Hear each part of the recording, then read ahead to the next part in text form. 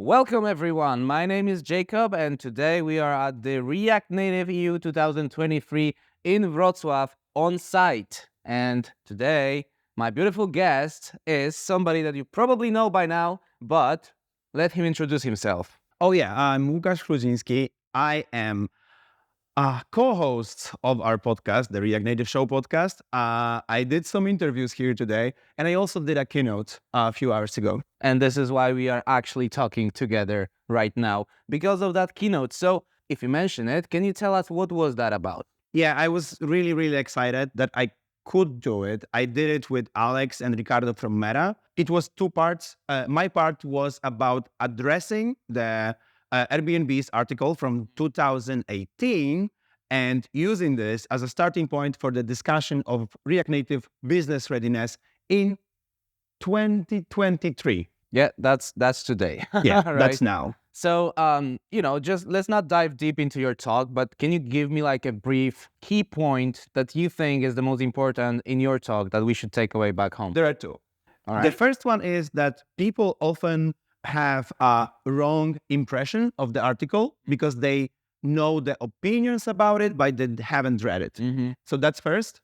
And the second point is that the article has some good, valid points that are still valid, and the article has some points that are no longer valid. So I focus on both groups, main takeaway is that React Native, in my opinion, is the cross-platform default that you should be using if you target web, iOS, and Android. I would say even more, right? If you use, tvOS, Android TV, you can still use it. So Yep. Whatever platform you choose, you're probably gonna be good with React Native nowadays. By the way, the article you're talking about by now is already kind of a meme in the industry. Oh yeah, right? yeah. So if you guys don't know this article, go check it out. Just don't take it too seriously. It was how many years ago? It was 5 years ago, 5. but you should read all Yeah. the blog posts, not only one, and you should read it very carefully. And they say in the article that that's their experiences, Mm-hmm. and you should do your own research. And they say if someone is pointing to this article as an argument that you should not use React Native, you should consider your own business case. That's all. Exactly. So read it by yourself, consider it, make your own research, and then apply it to your business. Yep. Right. Great. So what is your impression of the conference by now? This is the end of the day almost. So tomorrow is second day. I love it. Yeah. In 3 words, I love it. It's great. The best thing ever is to look at all of those developer superstars. Mm-hmm. You see Eli White, you see Nicola Corti, you see Lorenzo. Lorenzo from Microsoft. Yeah. You see all of those people that you see only avatars on Twitter, on GitHub.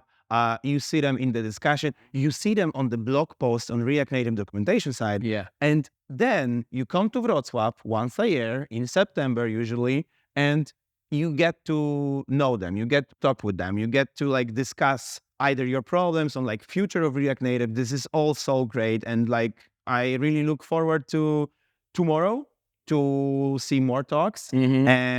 And to see what is going to come from all of the announcements that Meta and Microsoft did. Yeah, I really like that you mentioned that you get to meet all those legends from React Native community, because you actually get to realize that these guys have bodies, they have voices, they actually exist. They're not only avatars on GitHub or Docs, right? Oh yeah. All right. So any message that you would like to leave for people who are, considering coming here next year, but are not quite sure yet? Oh, you should. Just do it. Yeah. Right. Don't miss out. Yeah. All right. Thank you very much, Łukasz. It Thank was you. a pleasure. Thanks a lot. If you liked what you've just heard, check out more of the conference content. Follow us on social media, subscribe to our newsletter, and see you at React Native EU 2024.